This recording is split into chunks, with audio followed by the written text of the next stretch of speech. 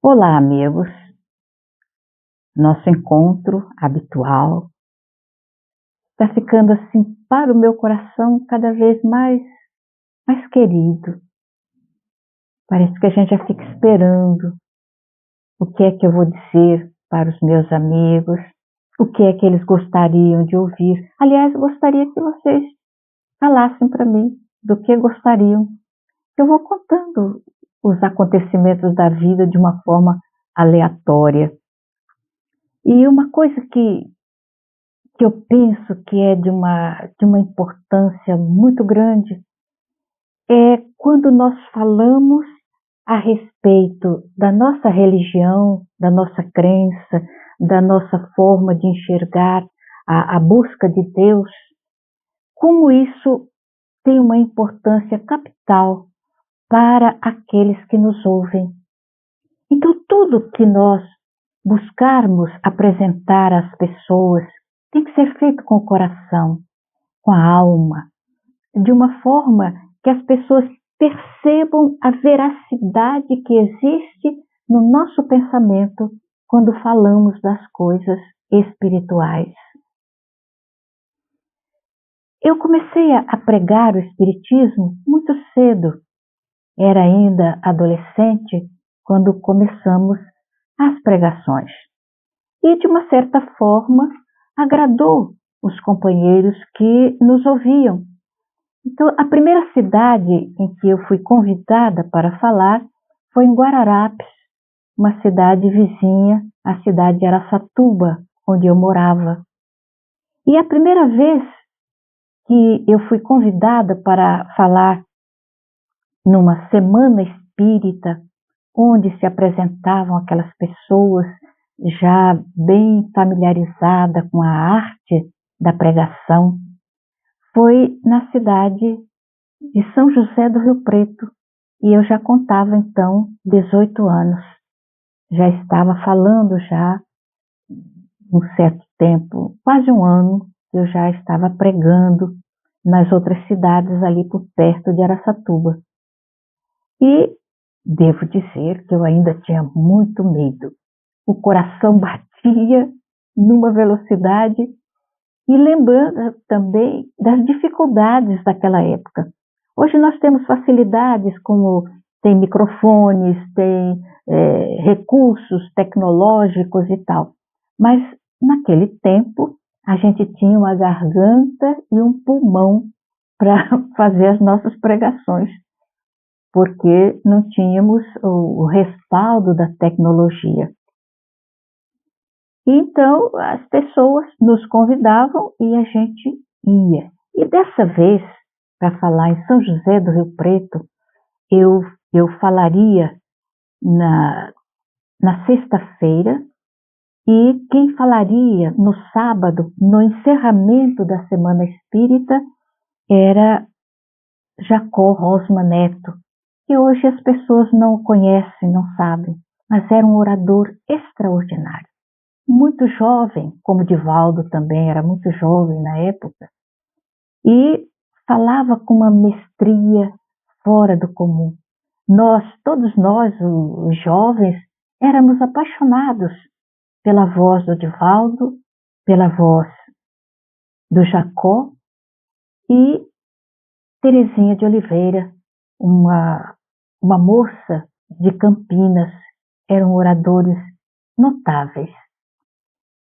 Então, eu estava assim, preocupada, porque no encerramento de uma semana espírita era uma coisa muito complicada para a cabeça de uma jovenzinha, ainda mais que o encerramento seria feito pelo Jacó, e eu pensando que eu tinha que fazer uma boa apresentação, mas eu não tinha muita noção do que era uma boa apresentação. Então eu orava, eu pedia a ajuda de Dona Benedita Fernandes, a ajuda dos espíritos, pedindo a eles não que eu falasse bonito, ou que eu fizesse uma palestra fora do comum. Eu pedia que eu fosse autêntica, que eu falasse com o coração, se eu falasse das coisas em que eu realmente acreditava. E dessa forma que eu pudesse passar da melhor maneira possível para os que me ouviam a mensagem que eu amava de coração, que eu amo até hoje com toda a minha alma, com toda a minha vida, que é o Espiritismo. E fomos então às viagens. Hoje a gente viaja de avião para todo lado, naquele dia era de ônibus, e sapulejando para lá e para cá, e a gente tentando manter o cérebro no lugar, tanto que balançava. Chegamos em Rio Preto, ouvimos o orador que falaria na quinta-feira, e eu falaria então na sexta-feira. Na sexta-feira, quando cheguei, eu tive um susto muito grande, porque estava presente o professor Eliseu Rigonati, que era um personagem que nós, os jovens daquela época, jovens espíritas, admirávamos muito. E ele havia escrito um livro, O Orador Espírita.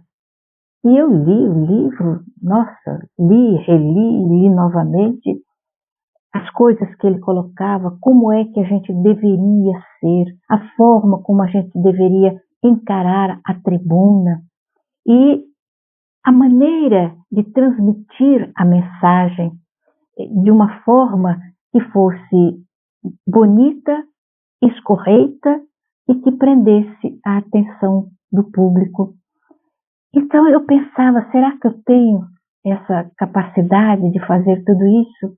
E quando eu me defrontei com o professor ali, Eliseu Rigonati, eu tomei um choque, eu falei, misericórdia.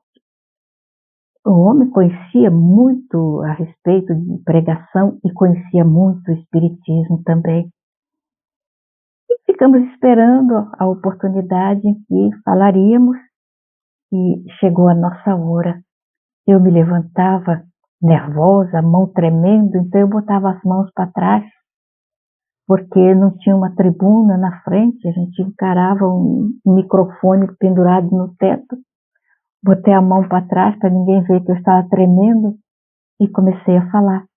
Geralmente eu começo com um poema e encerro também as minhas falas até hoje com um poema. Comecei a falar e esqueci de tudo. Eu não via ninguém porque eu tirava os óculos, eu era bem míope, tirava os óculos, não via ninguém na minha frente. Então eu esqueci do público, esqueci do professor Rigonati, esqueci de tudo e comecei a falar daquilo que eu amo, o Espiritismo. E tudo que vinha na mente, no coração, eu ia botando para fora durante 1h15, quando encerramos a nossa fala. E, naturalmente, o público, que sempre foi muito gentil, aplaudiu bastante. Eu estava feliz, mas eu queria a opinião do professor Rigonati. Porque os companheiros chegavam, que coisa, que beleza, que coisa bonita, não sei o que, tá. Eu não acreditava muito naquilo que eles diziam, mas eu ouvia feliz. Agora, a opinião do professor Rigonati se tornou alguma coisa muito importante. Eu queria que ele falasse da minha pregação, dos meus gestos, da minha voz, que ele fizesse uma análise do que eu havia apresentado. E fiquei esperando. E ao meu lado estava um companheiro lá de Rio Preto, Rodrigues Ferreira, um companheiro amigo que falava muito bem, jovem também. E ele estava ali do lado e eu na expectativa. E o professor estava encostado na parede, tinha uma roda de jovens em torno dele também, como acontecia normalmente. Nós o amávamos muito. E eu na expectativa, mas ele não veio. Quando eu percebi que ele não vinha falar comigo, eu resolvi ir até onde ele estava. E fui. E cheguei, abri um caminho, parei na frente do professor e perguntei a ele, professor, eu gostaria que o senhor fizesse uma análise da minha fala. Ele ficou muito sério olhando para mim, aí ele disse assim: você quer que eu lhe faça mais um elogio ou você quer que eu faça uma crítica?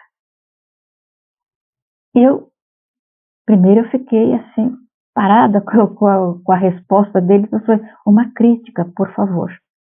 Aí ele disse para mim assim: então, me faça a mesma pergunta daqui a 10 anos. E ele virou e continuou conversando. O meu amigo que estava do lado ficou muito aborrecido, muito zangado. Assim eu fiquei pensando naquela resposta. Pergunte daqui a 10 anos. E eu nunca me esqueci. Eu me casei, vim morar no Rio de Janeiro e depois, 10 anos depois, me convidaram para falar na Semana Espírita em São José do Rio Preto. 10 anos depois. E eu cheguei, me levantei e contei exatamente isso que eu contei para vocês. Quando eu perguntei ao professor Eliseu Rigonati qual a opinião dele a respeito da minha fala, ele me disse: pergunte-me daqui a 10 anos. Está fazendo exatamente 10 anos que ele me deu essa resposta. E eu tenho certeza que se o professor Eliseu Rigonati estivesse aqui e eu perguntasse a ele o que ele achou da minha fala, ele daria a mesma resposta.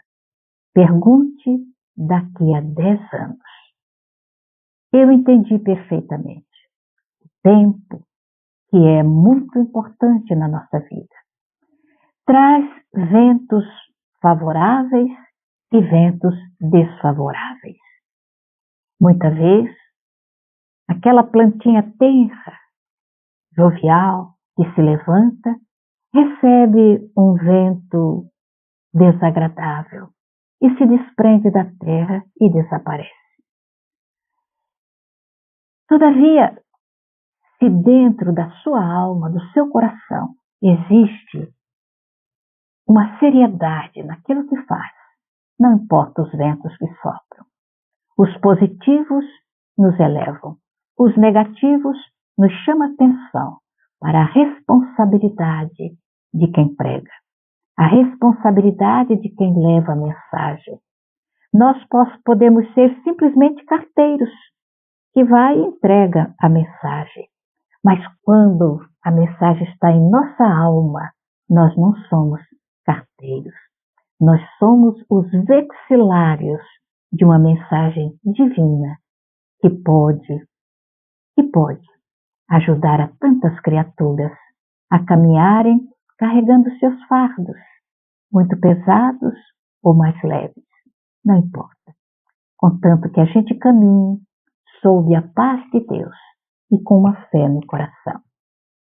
Obrigada pela atenção, até mais ver.